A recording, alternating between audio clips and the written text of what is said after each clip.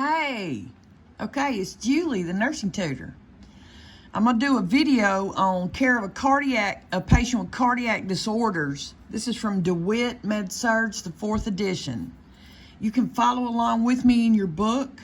I just want to show you some stuff that I think is important for you to know and see as you're reading in your leisure reading time. The objectives, look at this. This is what they expect you to know by the time you're finished going over this chapter. Contrast left and right side of heart failure. If you can read through these even before you begin, then when you come up on that information, I believe that your little butt's going to pucker and you're going to say, that was on that list they expect me to know. And so maybe you'll pay a little closer attention. Okay? So here we go. These terms, please look them up. They expect you to know what these mean. And the definition that's in the chapter a lot of times is different from the one that's in the back of the book in the glossary. So I would encourage you to look up both of them. I mean, if they just did matching on the definitions, that could be easy money for you, unless you ain't looked them up. Or unless you've just not written them down and you've just read through it when you've skimmed the chapter. And so I'm not sure how well that's going to work for you. Concepts covered in the chapter, all that right there. So here we go, heart failure. African Americans have a higher incidence of heart failure and have higher mortality rates. That means it kills them more often than other populations. Heart failure can occur at any time that the heart muscle is prevented from fulfilling its function as a pump and a circulator of blood. Heart failure may be acute or chronic. It may be mild or severe. Okay? You good with that?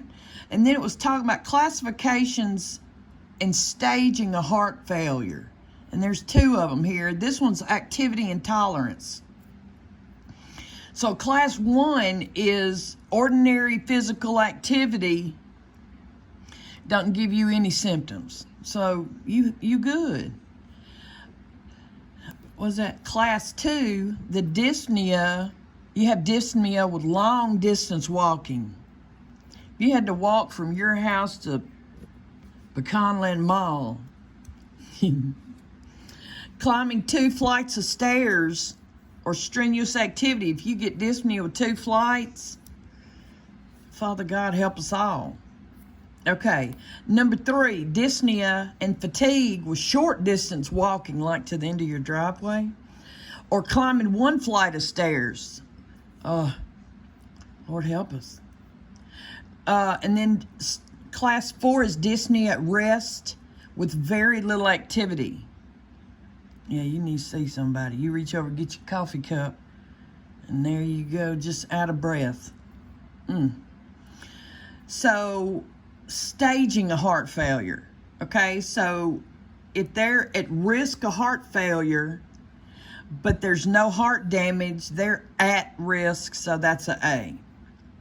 Structural heart disease is present, but they don't have no symptoms. That is B. C, they have past or present heart failure symptoms. And then D is advanced disease needing ongoing care.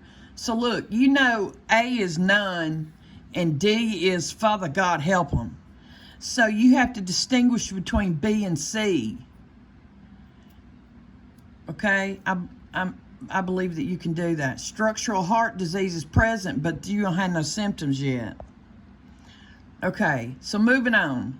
I keep getting dingies. I don't know if that's coming on the picture, but so the most common cause of heart failure are coronary artery disease and uncontrolled hypertension, period. 2 things. So which of the following are common causes of heart failure? Select all that apply. coronary artery disease, and uncontrolled hypertension. Other factors, so you got these two, other factors that contribute to the weakness of the heart muscle are, you see those commas? Is your butt puckering? I think it is. Toxins, infection. Father God, what happened? Hold on. Okay. Toxins, infection, anemia, myocarditis. Myo means muscle. Cardi means heart. Itis is inflammation. So the muscle of the heart is inflamed. Dilation from blood backing up behind diseased valves, and damage from having a myocardial infarction. That would just suck, wouldn't it? Okay. What are toxins? We're finna tell you. We're finna list them for you. See them commas? Which of the following are toxins that can cause heart failure? Cocaine. Yeah, don't do it. Cocaine increases your heart rate, just ridiculously. And so your heart's just pumping and sweating, trying to keep up with the demands of the cocaine. Excessive alcohol use, certain chemotherapy drugs, non-steroidal anti-inflammatories. Those can be a toxin to cause you to go into heart failure. Father God. And that word right there, that's used for diabetes. Cardiac dysrhythmias also contribute to heart failure. So if they said select all that apply, up for free game would be coronary artery disease and uncontrolled hypertension. If they just put toxins, infection, anemia, myocarditis, dilation, or MI, or maybe they put coronary artery disease, uncontrolled hypertension, they got a history of cocaine and excessive alcohol use, and steroids, because maybe, I want you to be able to pick them out for select. I'd be able to list them, honestly. I'd be able to list all that for them. If I can list it, then I can sure pick it out. But I just want you to understand that the toxins may not be on the test listed as toxins. It may be specific. So you need to be aware of that. All right, well, I'm moving on. I know. So the older care points, these suckers are always on there.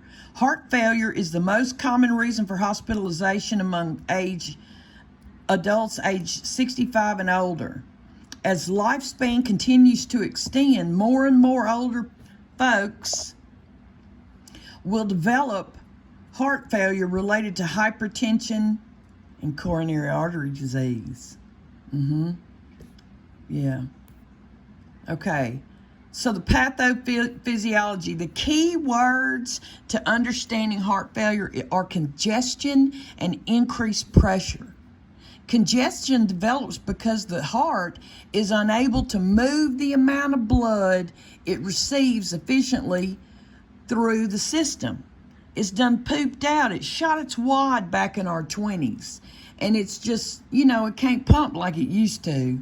This may occur because the heart muscle is too weak, or because the blood vessels throughout the body are narrowed and constricted because of atherosclerosis, which is the plaque, or arteriosclerosis, which is the artery itself is hard, so it's not given, and the heart's trying to pump against that.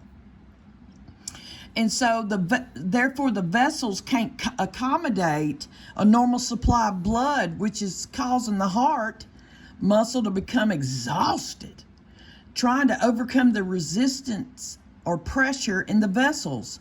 Poor functioning valves may cause the chambers to dilate from blood backing up. If that mitral valve won't close, then the blood may back up into the left atria, and that sucker's going to swell too. And that further decreases the pumping action, of the if the aortic valve, my bad, that's what they're specifically talking about. If the aortic valve is jacked up, that's what the blood has to come through going out the left ventricle.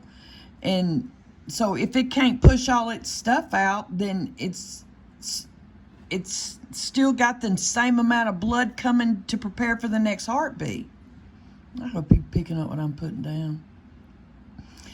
A myocardial